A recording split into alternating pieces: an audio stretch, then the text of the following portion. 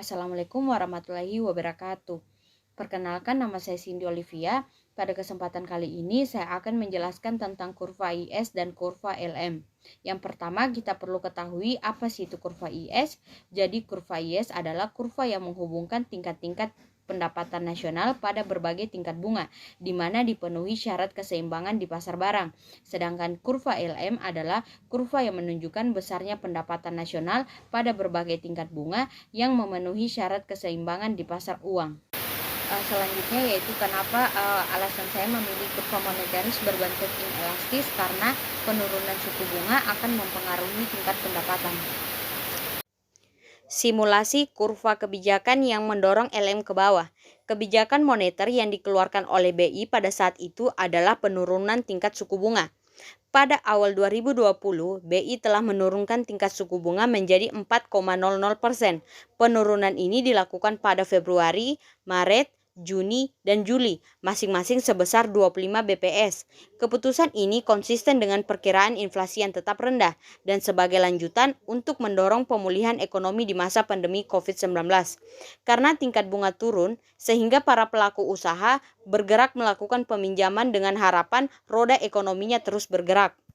Simpulan terhadap kebijakan yang dikeluarkan apakah mendorong pendapatan? Menurut saya, kebijakan yang telah dikeluarkan oleh Bank Indonesia mengenai penurunan tingkat suku bunga itu sangat berpengaruh, karena perlu kita ketahui pada saat terjadi COVID-19, kondisi ekonomi yang ada di Indonesia itu sangat turun drastis. Banyak perusahaan melakukan pemutusan hubungan kerja kepada para karyawan dengan alasan bahwa mereka tidak dapat membayar gaji para karyawannya, sehingga banyak perusahaan, hotel, bahkan restoran mengalami kebangkrutan.